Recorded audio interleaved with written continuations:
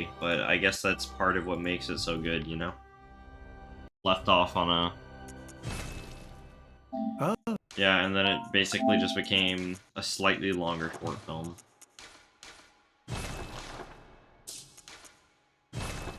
I wouldn't call it, like, a complete movie, but you do get a large part of, like, what happens, basically. No, like, because it's left off so abruptly. Like, the whole goal initially is, like, this kid's trying to become, like, one of the greatest drummers of all time. And then the teacher is just pushing him to try to do it, basically, but they don't really, like, tell you that until the end and stuff, and then, like, it literally cuts off at, like, this, like, sick moment. Well, I don't know if... I don't even think a spoiler. The movie basically cuts off at, like, where the movie's, like, plot would pick up, is what I'm thinking.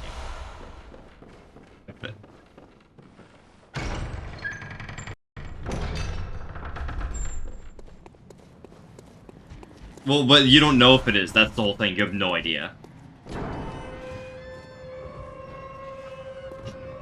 Well, not even so you don't know. So how do I mean, I can just tell you, but man, I don't know if you're gonna watch it. Like he basically, the kid. Well, do you care if I say? The kid basically gets the teacher fired from the school, and then he acts like he doesn't. He sees him in public randomly, acts like he doesn't know who he is, and he invites him to come play at a concert with, like, some of the best players in New York. They go and they play, and he basically tricked the kid by not giving him any of the actual music that they're playing, so he just looks like an idiot sitting there playing the drums because he has no idea what songs they're playing. It's songs he's never seen before. Basically, he just ends up walking off stage, coming back on stage, and basically just defying his teacher in the middle of, like, talking in front of this giant crowd, and just starts playing the drum like an absolute maniac. And then he seems very annoyed, and then he kind of just, like, gets into it, and then he's just, like, he seems like he's kind of chilling with him, and then after, like, the whole song's done, it just cuts off. And you have no idea if he's actually happy with it, if he's not happy with it, like, you have no idea what happens, really. So it's very, like, abrupt cutoff. You assume, just by the expressions and stuff, that it's, like, he's happy with the fact that he did that, and that's what he's been trying to do the whole time. But you don't, like, know.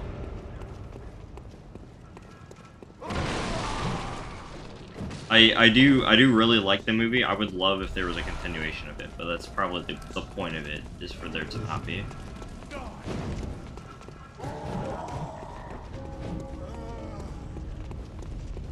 It's not like... I mean, it's really not that... It feeds everything to you very easily. Like, you can come up with everything I just said by watching it one time.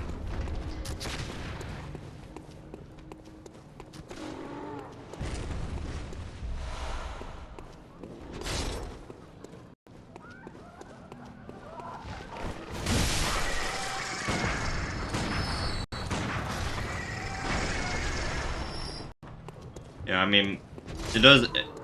I mean, it makes the movie great. They could definitely, like... There's definitely a lot of context, or not a lot of context. There's like they basically open up, like, so much by the end of the movie, and then they just cut it off. They just don't let you know what goes on. But, like, the point at which it was cut off, like, it was definitely obviously intentional. Like, they'd never planned on making a second one, I'm sure.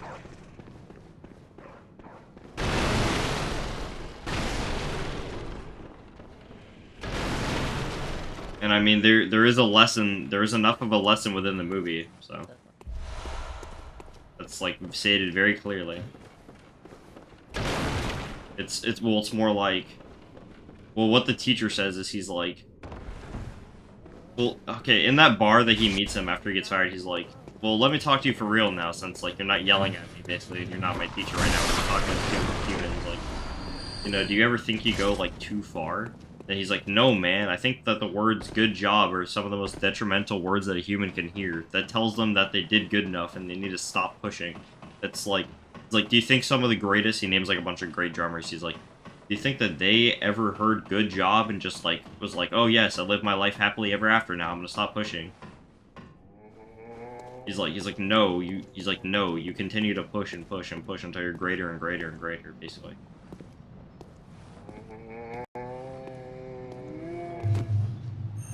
So, like, that was, like, his whole, ideology behind why he would, like, basically yell and be a psychopath.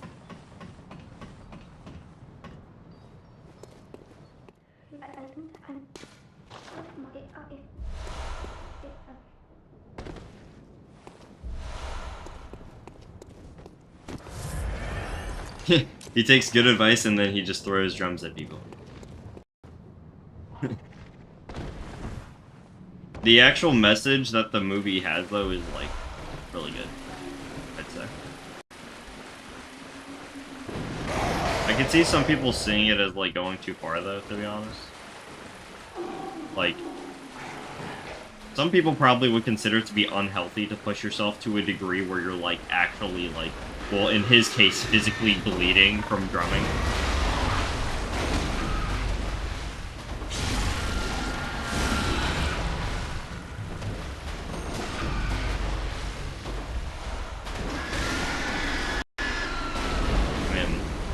Ultimately, like, him pushing him and being, like, an asshole to him did make him, like, super great. It made him, like, people telling him that him being the person who he looked up to and him telling him that he sucked, just yelling at him, did make him great. You can't assume that he went on, yeah, like the student. You can't imagine, well, yeah, obviously, anyone who can't handle that would leave, you know what I mean? Like, if you go to a class and your teacher's doing that to you and you can't handle that, like, obviously, like, you're just like, what is this guy doing? He's a psychopath, whatever. Like, you're obviously not gonna still be there. I mean, rationally. Well, he basically, from what I gathered from the movie, he basically was just, like, so upset that he could not impress this guy. And so he just kept going. And I mean, that's how some people are. That's how some people can be, you know? They'll do something even that's great, and they'll just keep going over and over and over again. And then other people telling them that they can't is motivation, like it's specifically in the movie, what they use.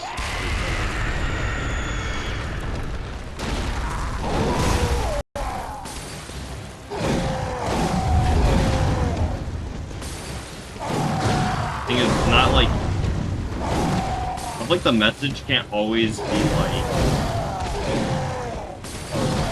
the message isn't always true because a lot of people, or I think like a good amount of people are like fine with just like being okay, not like being defensive.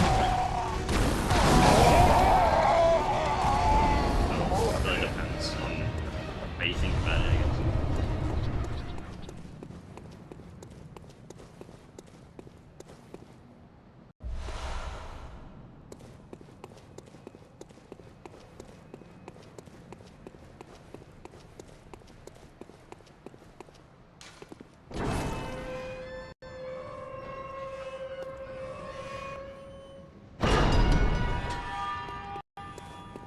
Yeah, I hate that stuff.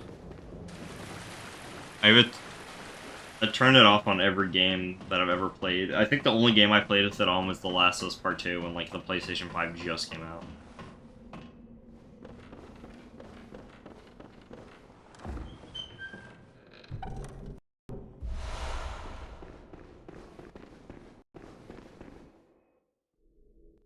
Yeah, I would never...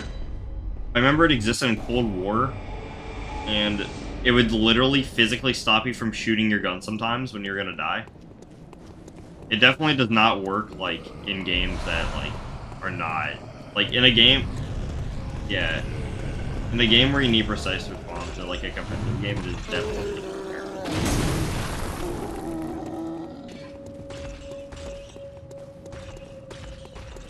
The technology itself is really cool, especially if you play Astro's Playhouse or whatever it's called. Like, I don't know how that game won Game of the Year, but Astrobot, whatever.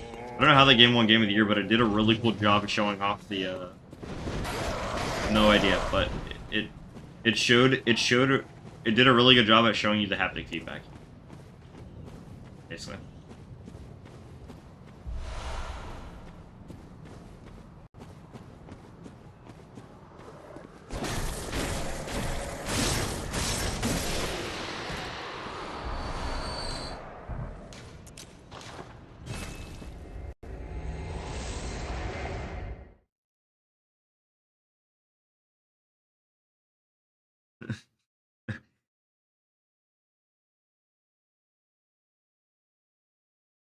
Basically, there's this thing called I'm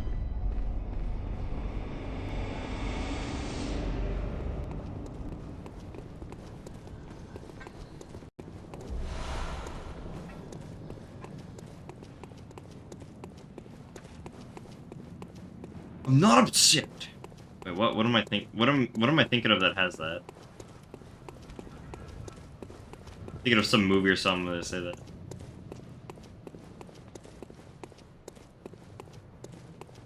Yeah, I played like the demo like.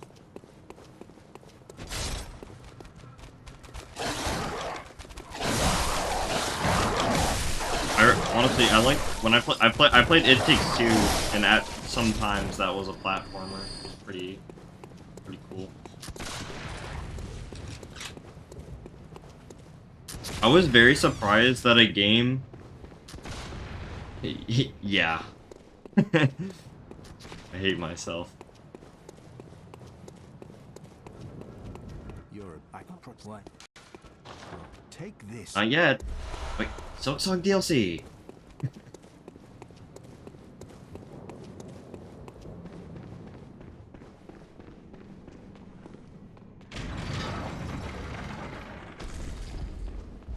What's it called? I'm very surprised that It Takes Two actually won Game of the Year. But I guess it makes sense considering the other games that came out in that year.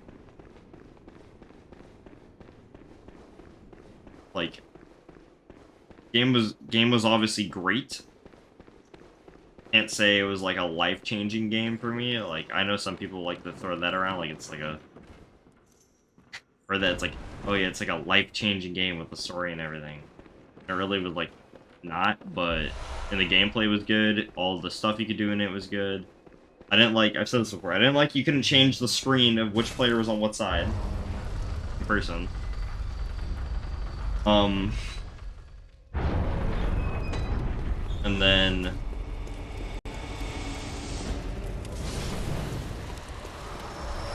what's it called? Like I just thought the game was really good.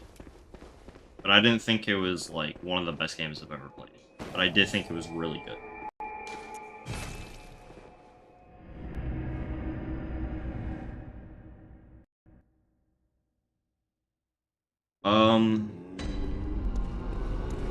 Like, yes, but not like because of the game.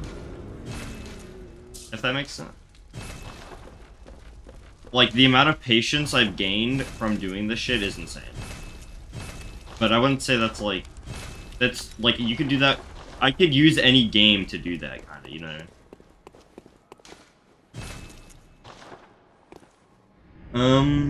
Yeah.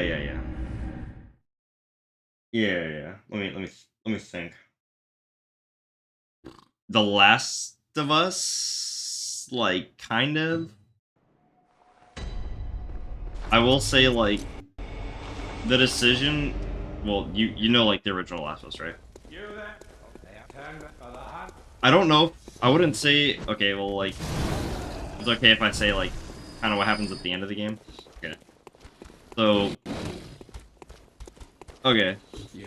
Yeah. So like the fact that like Joel chose to save this girl over the entire human race was like. Keep in mind when The Last of Us came out, I was really young. And I didn't even really fully know the story until I was older. But like when I first like saw went through the whole journey, got to that part of the game, I was really like, bro, like I don't know if it made me think like the way that I don't know if it made me change the way that I think about life. But to me, it did make me definitely think like I would probably do the same thing that he did. Kind of. Like, I would probably also choose to save somebody who I love versus the entire world, depending on the circumstance, you know, like, I don't know. It's more like a it made you think like in kind of more of like a mental dilemma way. And I guess like The Last of Us 2 also does that, where it's like,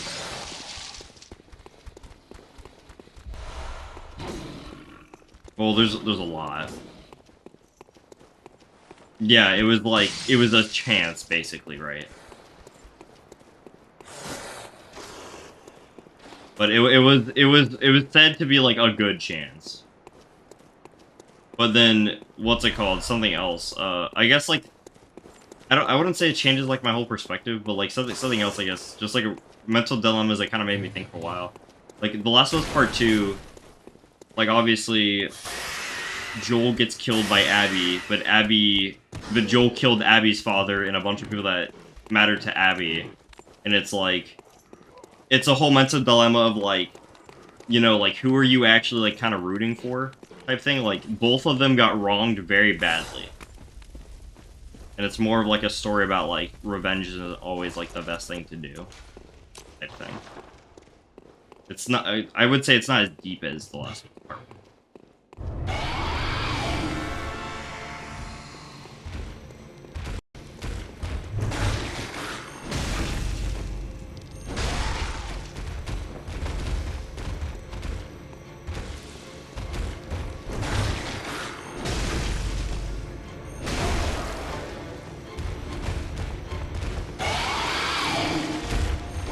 Like, the one thing that video games in general has taught me, I think, is just to, like... I think that, more than anything else in my life, has kind of taught me to, like, work towards things that I care about, like, even if I'm, like, in, like, the worst state possible. Like, if I'm at a point where I'm like, bro, this is, like, impossible, like, I can't really do anything. That's, like, the only thing that it's, like, pretty much, that thing pretty much applies to any video game. Like, if there's something you want, like, and you don't give up, like, it kind of can teach, like, perseverance. I think Souls just does it better than, like, any game I've played. The perseverance. I remember, I saw a video, there's, like, this 70-year-old, oh no, 60 or 70-year-old dude who played Dark Souls 1 for the first time, and he said that video games were stupid and they were a waste of time. His son got him to play Dark Souls 1. He played it and he was like, bro, this is like more than just a game. Like, this is like, this teaches you about life. Like, this teaches you about perseverance. Like, this puts you through like shit, and then you get through it. Like, he did like a whole analytical, I was gonna say analytical analysis. He did like a whole analysis over it, yeah.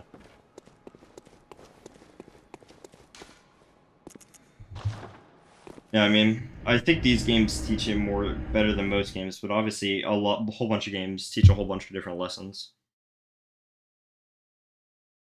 I would say games do a better job at teaching about aspects of life, depending on the game, as opposed to, like, your whole view on life.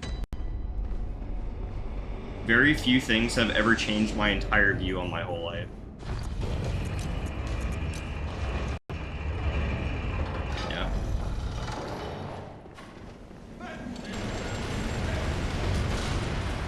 Yeah.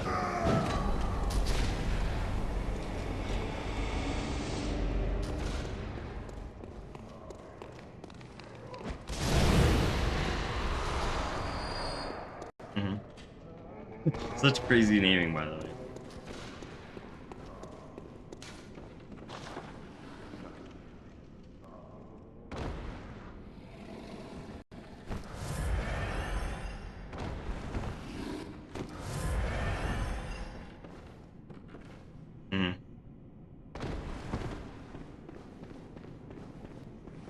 Yeah, I gotta play those games at some point. They all sound great, to be honest.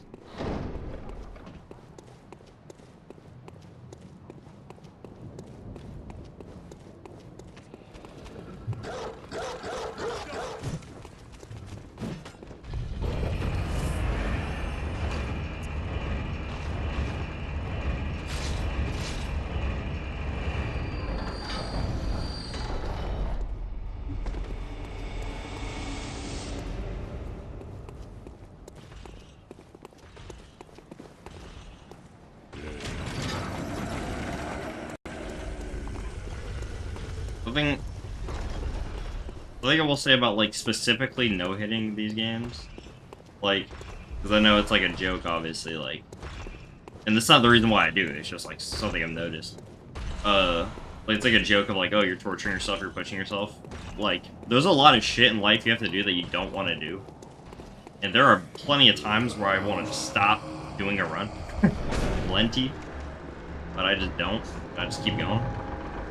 I feel like it kind of helps with that. There are genuinely times in life now where I've not wanted to do something where I've just, like, had more of an ability to do it.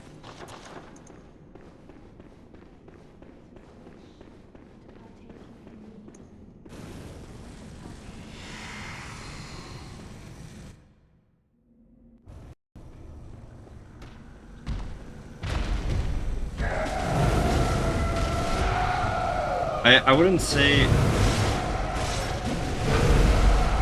Yeah. The only times I've been, like, genuinely, like, kind of, like, mentally in pain over doing this is just when I, like, go through a whole run and I get hit on the last boss, which has only happened, like, a handful of times. So it's not, like, a problem. Like, besides that, even though, like, sometimes I'll sound, like, annoyed and stuff, I'm not, like, I'm having fun doing it.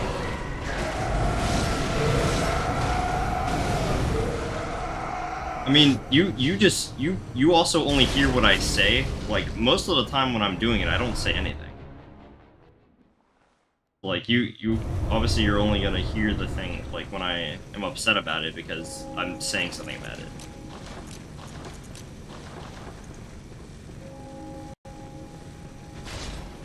it. I did about Bloodborne after. I don't know if you were there, though. Yeah.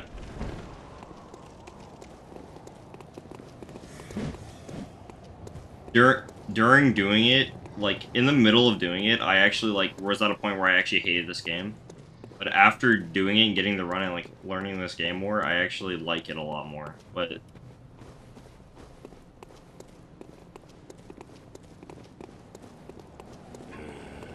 You gonna say Stockholm? Well, it's more like... How do I, like...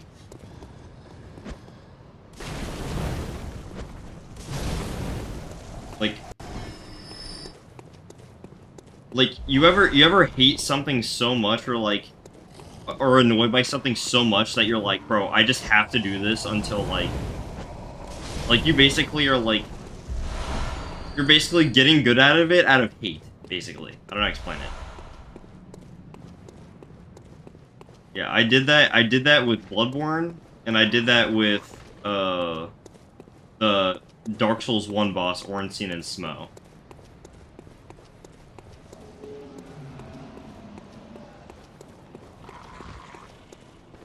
Yeah, I mean, it's just different, like, definitions of, like, what you consider to be fun.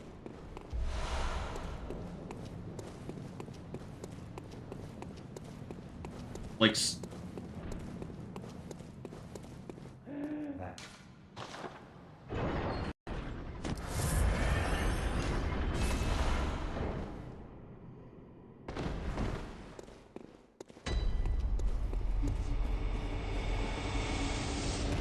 yeah, if I ever genuinely if I genuinely ever dislike a game, I get off the game. I mean, Fortnite is probably the closest I've come to, like, playing it while actively hating it all the time.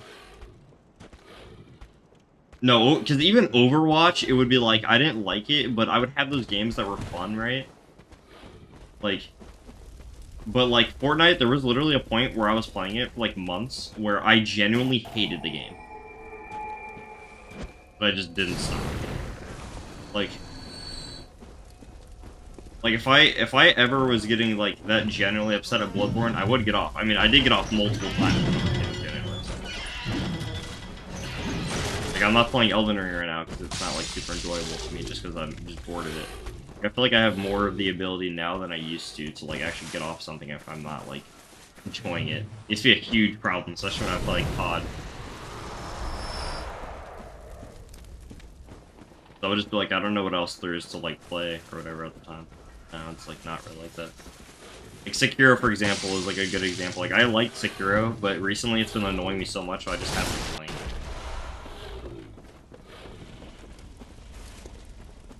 Like, I mean, sometimes when I'm genuinely annoyed, I'll push through if it's like close. If I'm like close to achieving what I'm trying to achieve.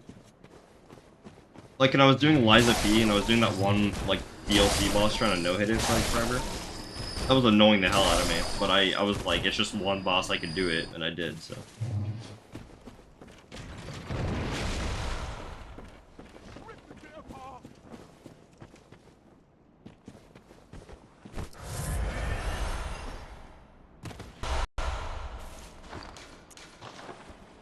As of the point I'm at with Bloodborne now, I'm not really getting upset at it too much. Like, every now and then something really dumb will happen, and it's like, that's unfortunate, and it like kind of will annoy me, especially if it's unexpected. But I'd say I'm like generally at a point now where I'm just like chilling and playing the game, like even no-hitting it.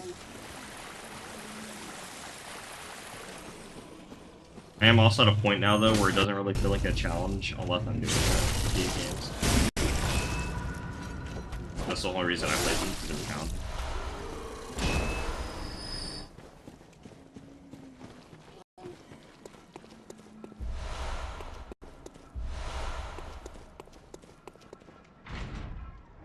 Is Rising Metal Gear Rising hard, or is it just like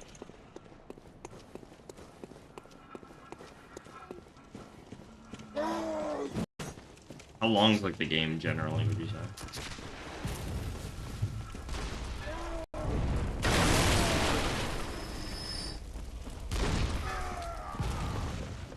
Are you able to swap the difficulty? Like, that's not very long at all. Would you are you able to swap the difficulty in the middle of the game?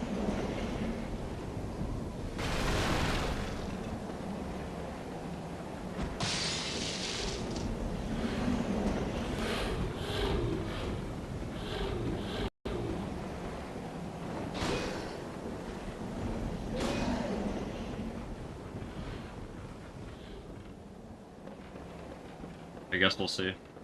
What's it called though?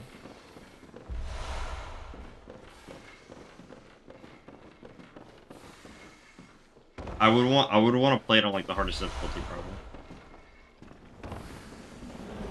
But if that's like actually too ridiculous, then I would turn it down. So that's why I'm asking.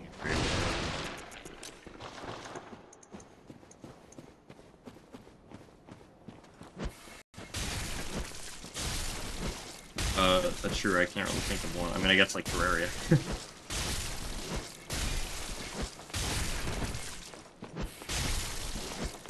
Wait, can you change it from world settings?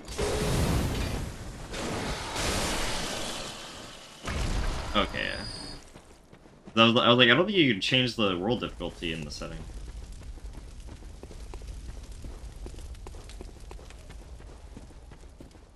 I mean, I guess, well, it makes sense, because I guess, like, what, I guess it would kind of change, it would change stuff about the generation, probably, yeah. There's probably stuff in, like, when stuff is preset and predetermined, I'm sure that there's, like, I'm sure it's, like, too complicated, otherwise they would, like, let it.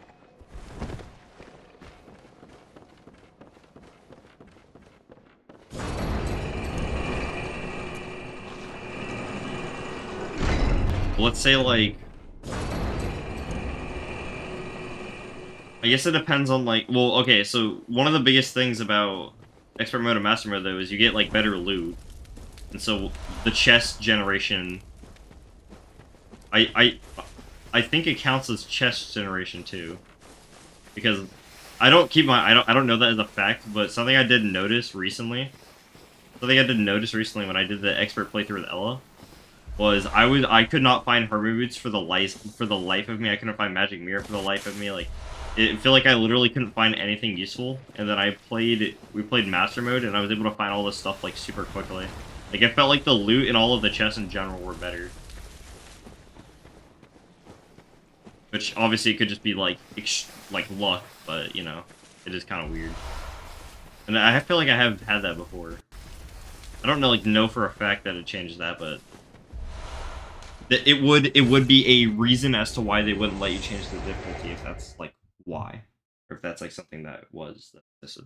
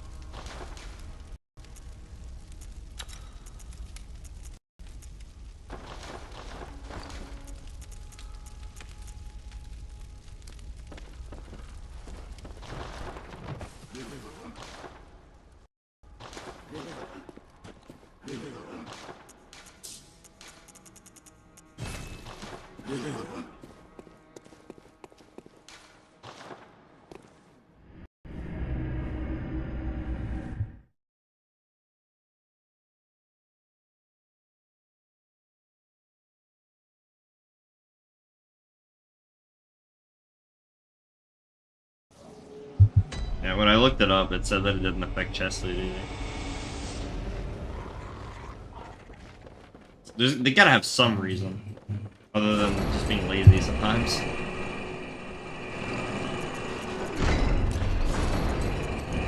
Yeah. Besides, if you're making a run that difficulty anyway, I assume you're like, you're meaning to do that. Like, ever? Did you not play before the expert came out? Oh, wow.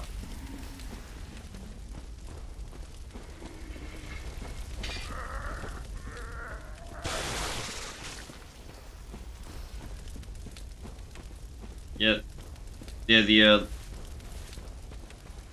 oh yeah, if you once you play it, you can't ever go back.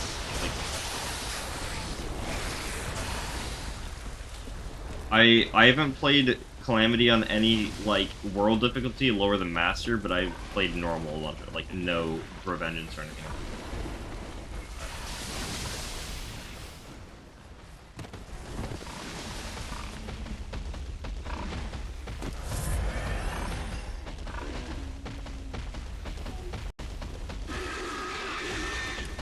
Yeah.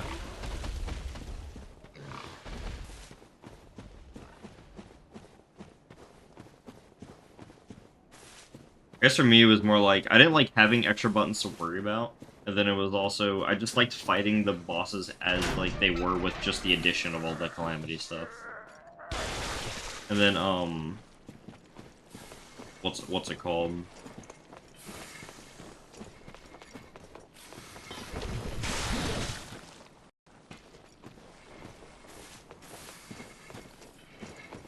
They gotta do, what's it called? They gotta do, like... Oh, I did do Master Revengeance for a solo playthrough one time. I don't think I've ever done Calamity on Expert or below. Or like, no, I've only done Master with like all the difficulties. Tyler and I were doing Master Infernum. I don't know if that mattered, or Expert Infernum, whatever the highest one you could do was, I guess. Now that I think about it, I think you can only do Expert Infernum. Yeah, I remember when I did it, I think it was only...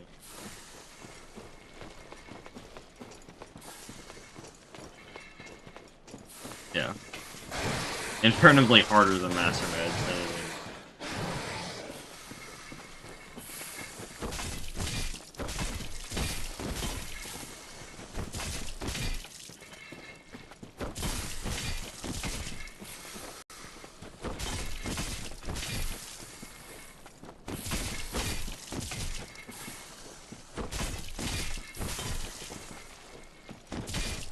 I wonder if Terraria will ever fully make Calamity like the base game or not. Like I feel like what base Terraria is missing is that like progression that Calamity has. And Well, okay, this is what I'll say. There's like no for like your specific class sets. There's like nothing for each class specifically in like free-hard mode. Yeah, which I think is like not ideal.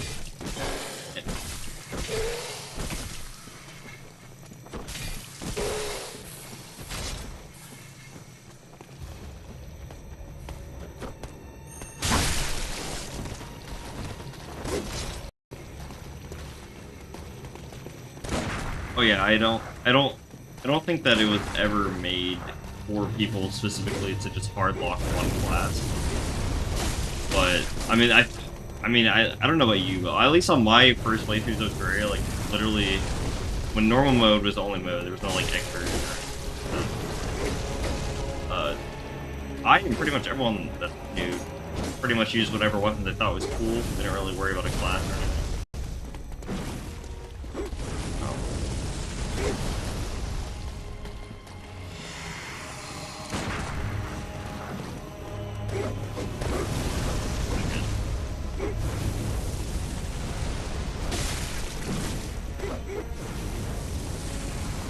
Honestly, just don't like melee in general. Like, for a very long time, it was my favorite, like, class to do when I started doing classes.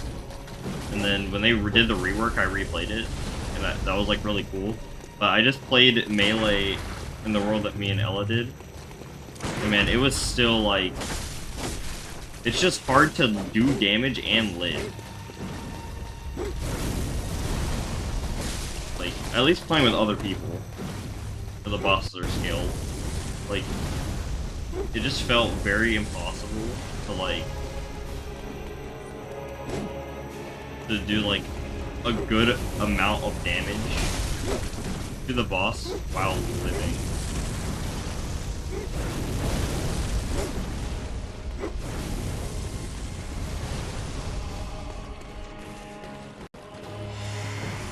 Oh yeah, like, in Master Mode, like, I remember I did a solo Master Mode world. And I was like, it literally wasn't until late hard mode where where all your like your melee weapons have projectiles basically, where it was like I could actually do something like. But before that, it literally.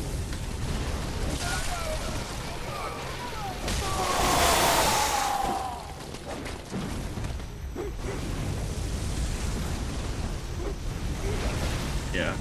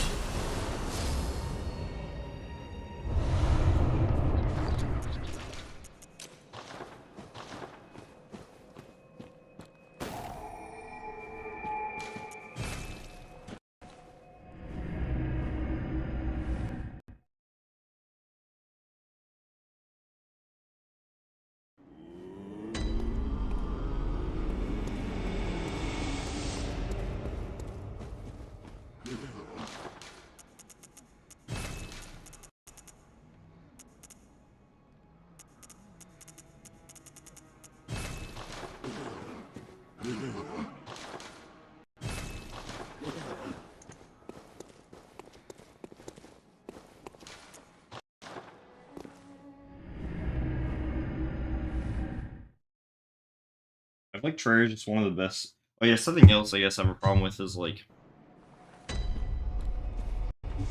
don't know if this will ever like, I don't know if this will ever be like necessarily a fixable problem, but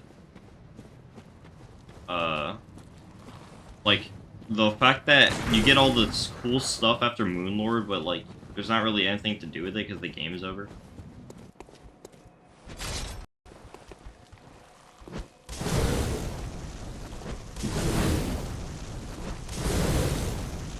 Yeah. Like I said, there's no like boss rush or anything.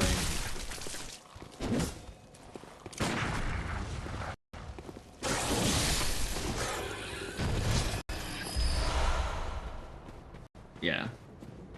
Well, I think if Calamity became base Terraria, like I think the game would be more popular than it already is.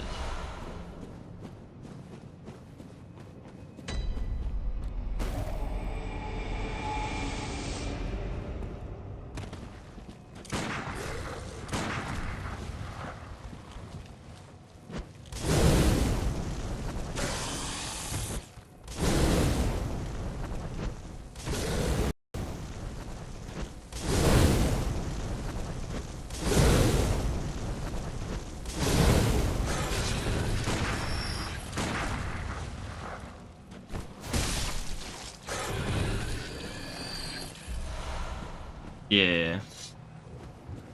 I'd say like, well, not like making that the reality, but like just like as of how it currently is, if they were just like, all right, partnership, or at least make like mods on console. I know that's always like a huge problem because you need to be able to download stuff, and then PlayStation or Xbox doesn't let you download stuff from other sources. And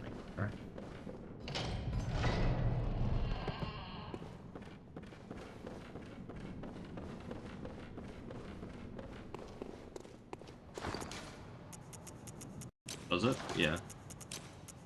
I guess like Isaiah, you can correct me if I'm wrong. Does GTA 5 have like cheats on PlayStation? Is it? Uh-oh.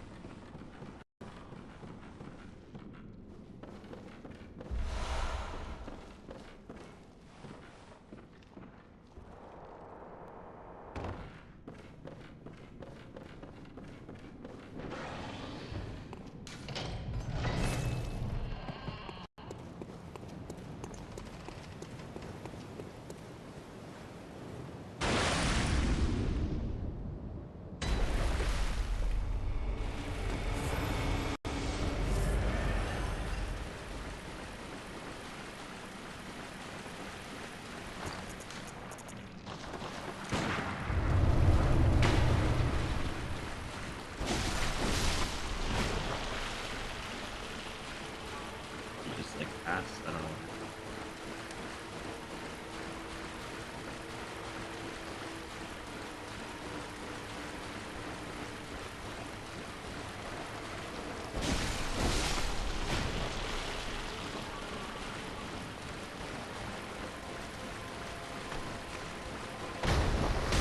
I know you have work and stuff. Do you plan on working on the Elden Ring run at all? It is the biggest thing.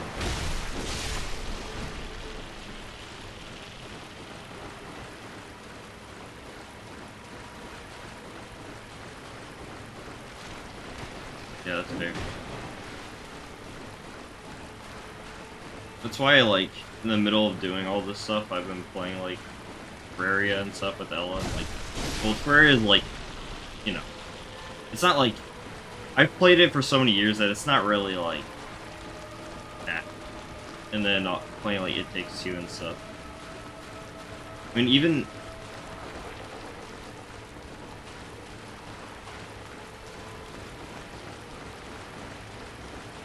And even at the point where I'm at, where it's like, because what am I even doing in these Souls games? I'm playing through the entire game without getting hit one time. That's like, you know, that's a level that's kind of hard to match from just playing a game though.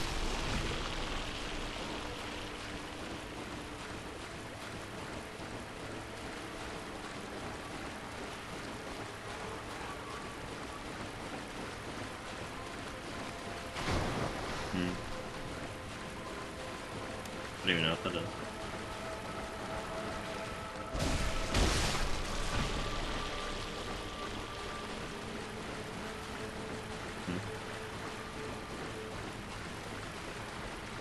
Yeah, bullet hell is all you gotta say, to be honest.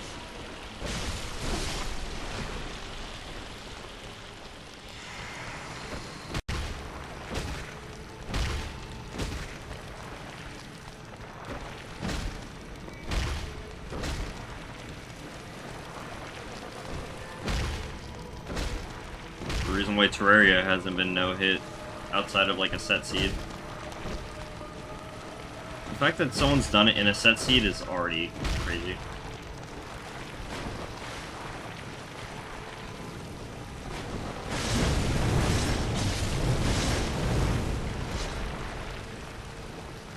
Yeah, and I mean, just enemies going through walls randomly.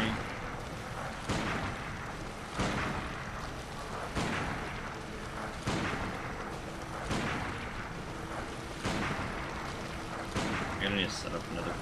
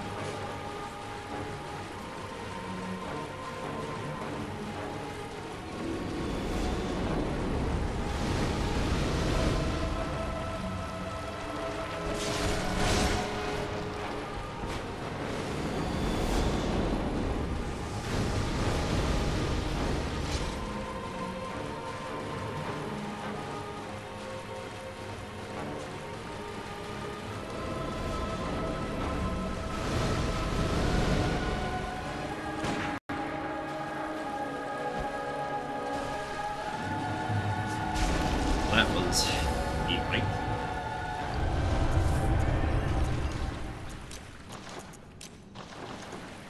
I mean I didn't get hit, but I had a fight ROM of boss that has normally you kill 10 spiders and then you can like cheese it. Well, not like cheese. There's like a script you can do to like do second phase. I messed it up in which 20 spiders spawned. So I just spent and ROM attacks you with like a bunch of magic projectiles. So I kind of just had to run around for a little bit, and oh, I got it.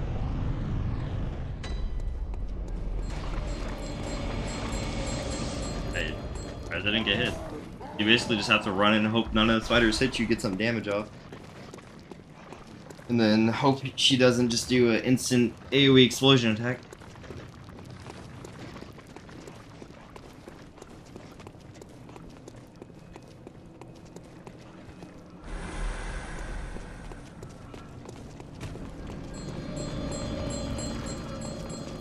That wasn't great, but I mean, goals to not get hit, not for it to not be pretty.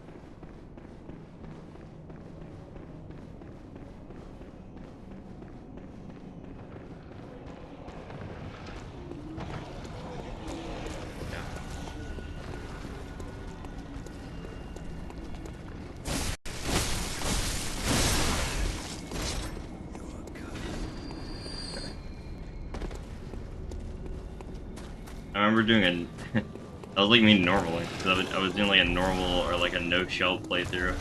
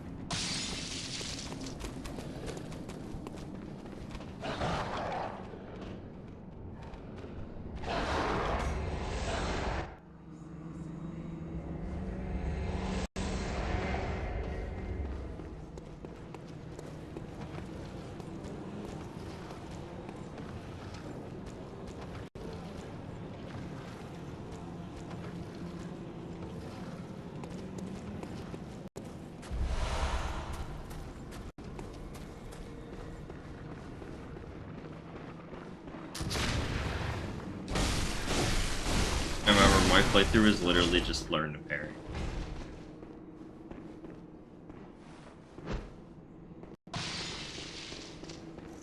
Also, it's very odd because it's like it's on release, like hold it and then release.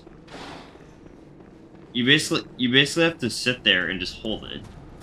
Which I think that was a bad decision by them. I think it should have just buried. But I mean whatever. It doesn't matter.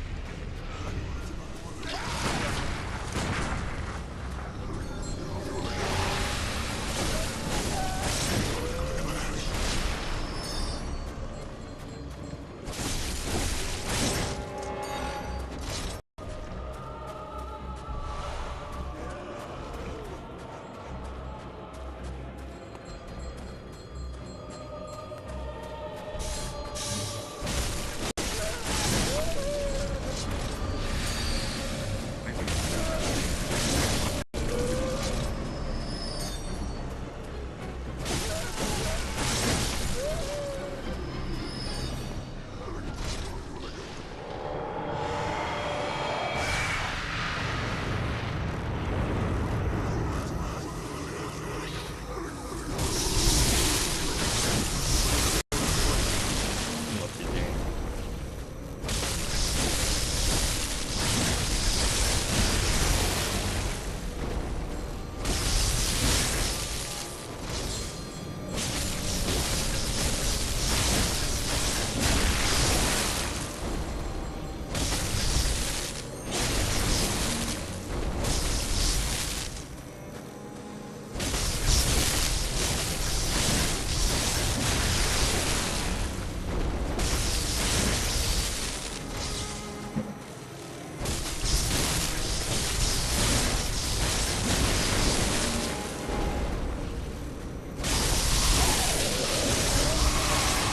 I have 2 more bosses.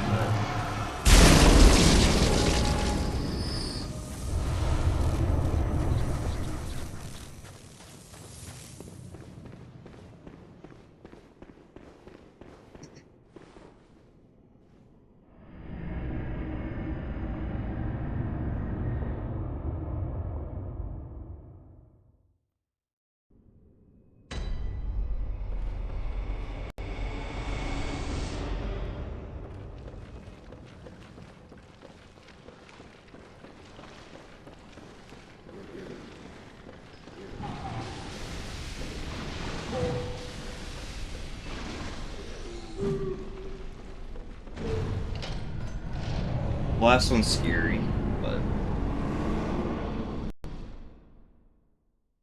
long as I'm calm, should be fine. That's the hard part, though. The hard part of all knowing running is remaining calm, not getting nervous.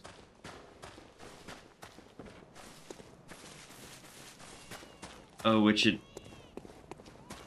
oh man, if you'll see when you do a no-hit run, you'll shake a little, like not a lot, enough where, well, what it does for me, the biggest thing is when I get nervous for no reason, by the way, because I've no-hit this game twice. Whether I get this run literally doesn't matter, and it's like.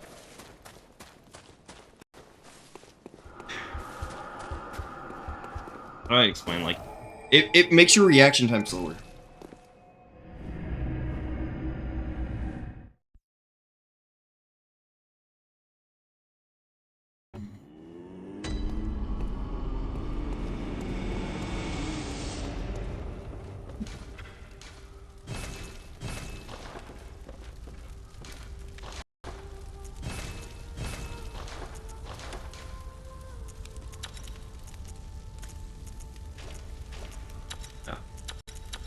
Good.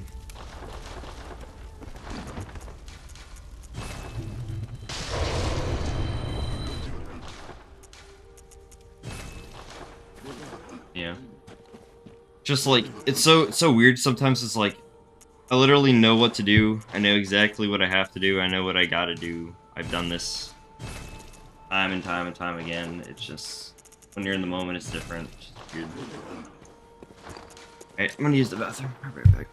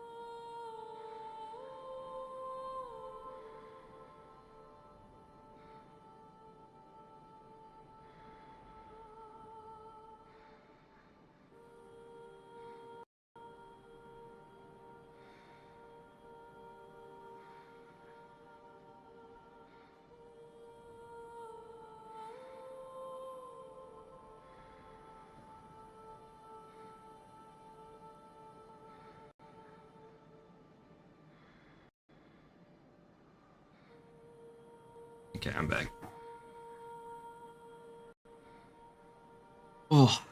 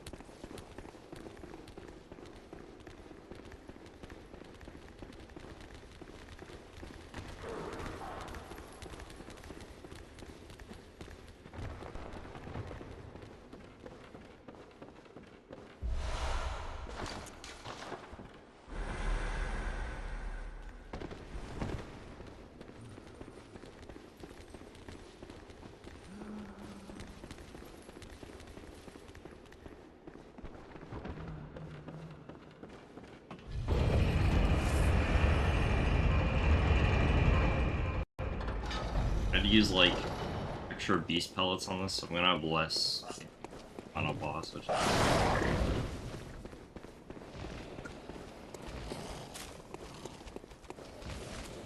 is it's a fight where whether you're doing it with buffs or doing it without buffs functions the exact same. It's just how long it is.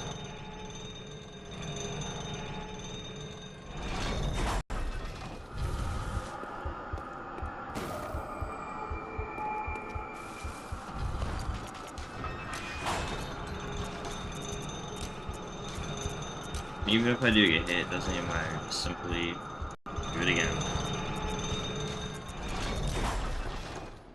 Get back to the same place, do it all over.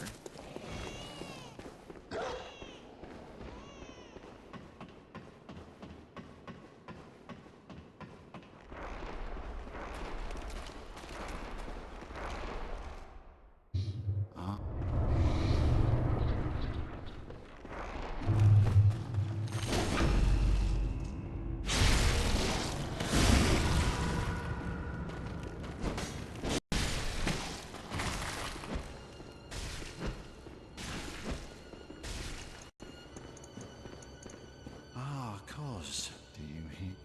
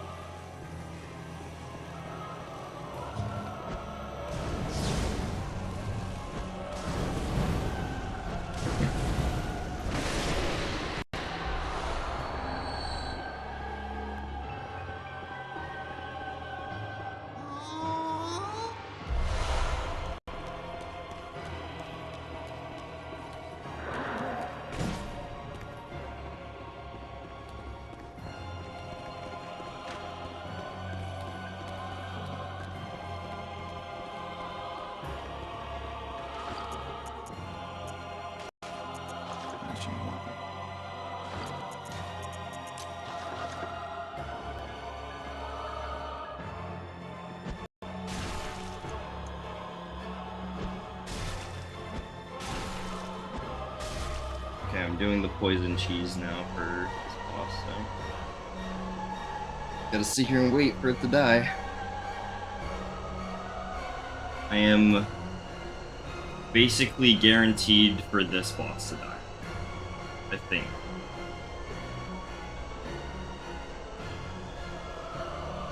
And then that one more tiny little running section, and then the last one.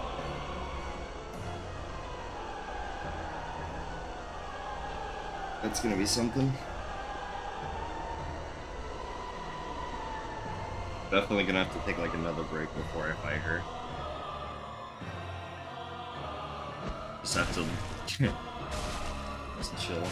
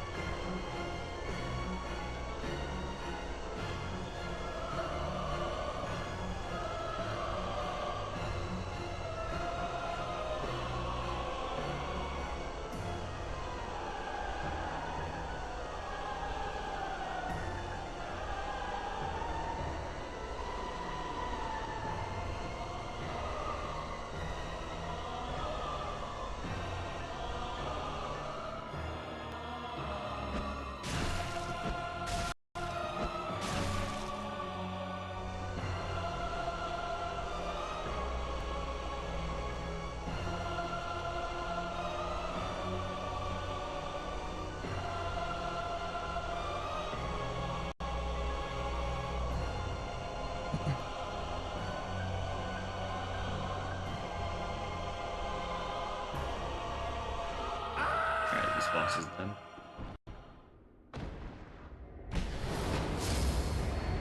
Just the last boss.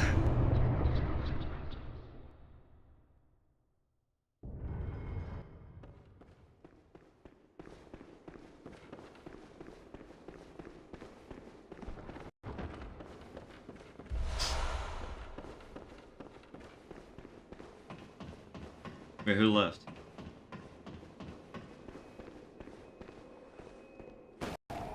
I'll stay here, but I can't stay on the whole night. I'll be here for now. Give them, I'll give them mod. If anything, I'll call. They'll be fine.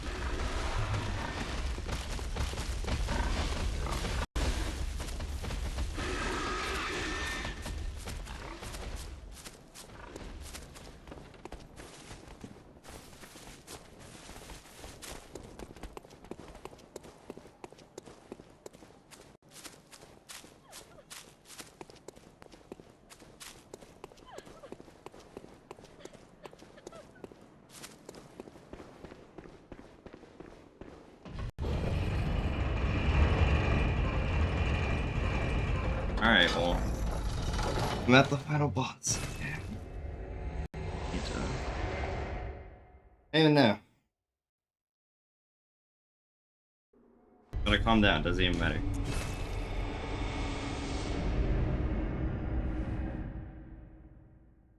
Probably gonna take my headphones off.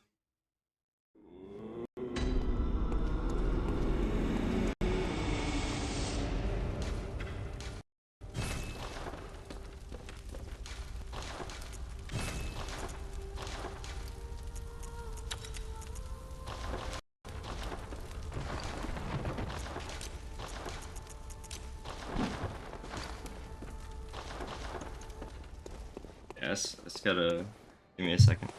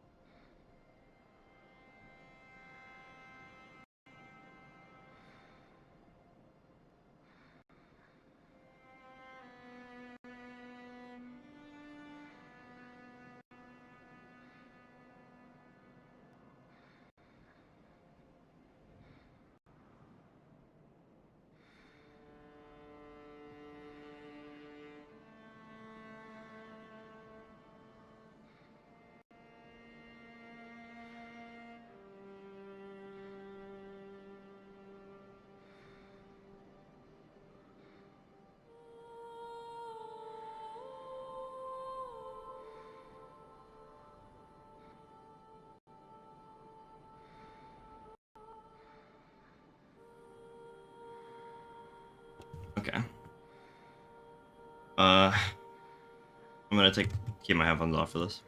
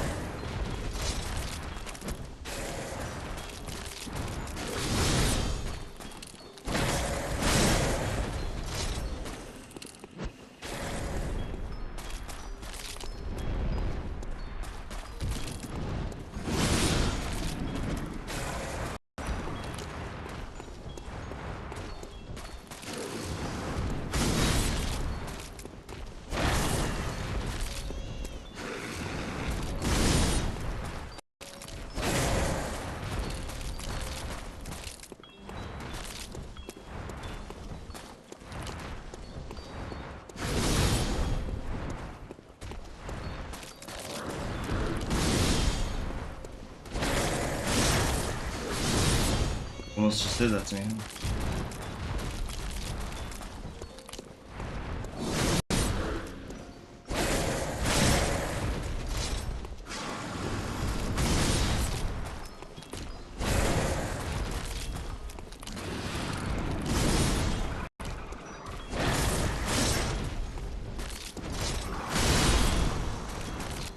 And that.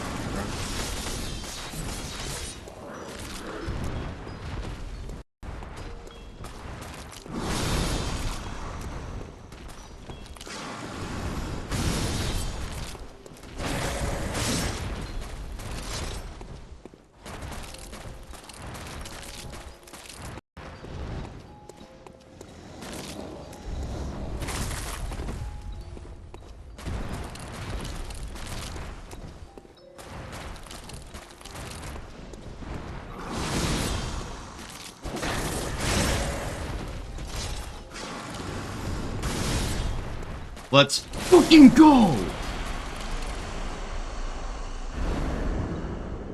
I got it.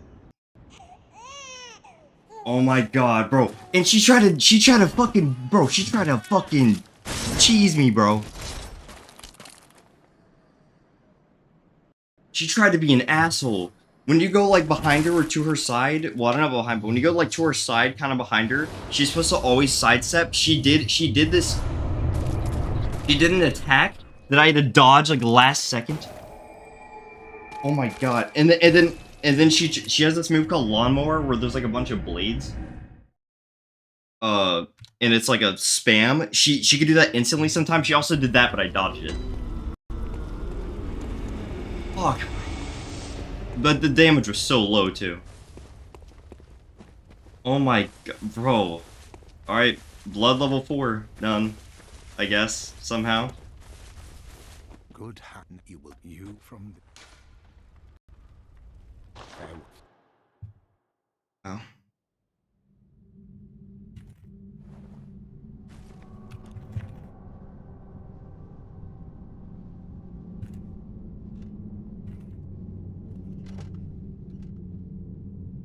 Bro, I'm like grinding. This is literally only like I did practice and I took a break from playing the game for a while. This is only like my 5th attempt at blood level 4.